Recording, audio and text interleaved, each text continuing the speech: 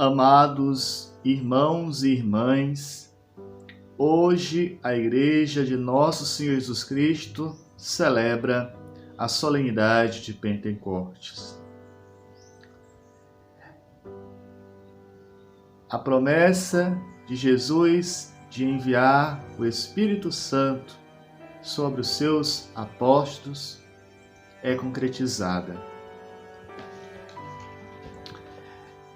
Quem não ficaria, irmãos, impressionado, exclama Santo Agostinho, por esta coincidência e ao mesmo tempo por esta diferença. 50 dias são contados da celebração da Páscoa até o dia em que Moisés recebeu a lei em tábuas escritas pelo dedo de Deus. De modo similar, completados os 50 dias da morte e ressurreição do Senhor, daquele que como cordeiro foi conduzido à imolação. O dedo de Deus, isto é, o Espírito Santo, meus irmãos, encheu de si os fiéis, que estavam todos reunidos no mesmo lugar. Segundo Raniero Cantalamessa, neste ponto fica clara a resposta à nossa pergunta, a saber, por que o Espírito Santo desce sobre os apóstolos no dia de Pentecostes? É para indicar que ele é a lei nova, a lei espiritual, que ratifica a nova e eterna aliança, que consagra o povo real e sacerdotal, que é a Igreja. Quão grandiosa revelação sobre o sentido de Pentecoste e sobre o próprio Espírito Santo.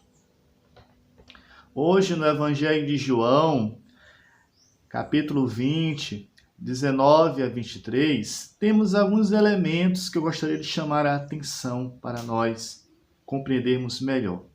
O primeiro, ao anoitecer daquele dia, as portas fechadas e o medo dos discípulos. Ou seja, os discípulos estavam de portas fechadas e com medo dos judeus, principalmente pela morte do Senhor da cruz. Estavam sem perspectiva de vida, sem ânimo para continuar a missão inaugurada por Jesus. Segundo momento, Jesus entra, pondo-se no meio deles e diz: a paz esteja convosco. Jesus traz consigo o Shalom do Pai, a paz que é capaz de tranquilizar aqueles discípulos que estavam sem fé, sem ânimo para continuar a missão. Terceiro fato do Evangelho. Jesus mostra as mãos e o lado, e os discípulos se alegraram vendo o Senhor. Se alegraram que verem o Senhor, aquele que passou da morte, da cruz, que agora está vivo, presente na comunidade, trazendo de fato o seu Shalom, que é a paz, e alegrando os vossos corações que estavam inquietos diante da crucifixão. Quarto ponto que eu quero chamar a atenção. Como o Pai me enviou, também eu vos envio, diz Jesus. Ou seja, Jesus envia os discípulos em missão. A missão de transmitir o seu reino, a sua boa nova aos confins do mundo. Irmãos e irmãs, o envio significa para nós perceber que a igreja ela nasce da ação do Espírito Santo. É ele que conduz a igreja no mundo. A igreja não é somente obra humana, ela é divina e humana, mas é o Espírito Santo que a conduz. Se fosse somente olhar na ótica humana, essa obra já havia sido acabada. Porém, mesmo com a nossa fraqueza, com os nossos desânimos, com as nossas inquietações com o nosso pecado, a igreja continua firme na sua missão no mundo com os seus pastores, porque ela é guiada por excelência pelo Espírito Santo. Quinto momento, que eu quero chamar a atenção do Evangelho. Jesus soprou sobre os discípulos e disse: recebei o Espírito Santo. A quem perdoardes os pecados, serão perdoados. A quem retiverdes, lhes serão retidos. Jesus deixa o dom do Espírito Santo sobre os apóstolos, mas ao mesmo tempo o sacramento da reconciliação, para que cada um de nós possamos sempre viver na comunhão perfeita com o Senhor. É interessante perceber que o Espírito Santo ele vem vinculado a duas realidades. Ele traz a paz, traz o perdão.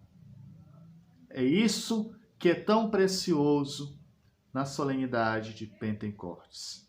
Ou seja, o perdão que Jesus dá aos discípulos, o poder de perdoar pecados, nasce através do madeiro da cruz, que reconciliou todos nós com o Pai. O Espírito Santo somente confirma este dom tão precioso que é a misericórdia do Pai. Irmãos e irmãs, segundo Raniero Cantalamessa, o Espírito Santo nos faz abundar na esperança. Não podemos contentar-nos em ter esperança somente para nós. O Espírito Santo quer fazer de nós semeadores da esperança. Não há dom mais belo que propagar a esperança em casa, na comunidade, na igreja local e universal.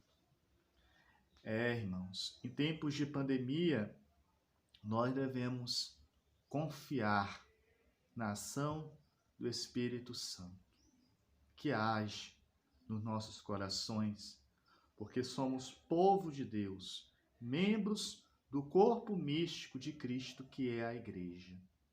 O nosso coração é inflamado pelo Espírito Santo.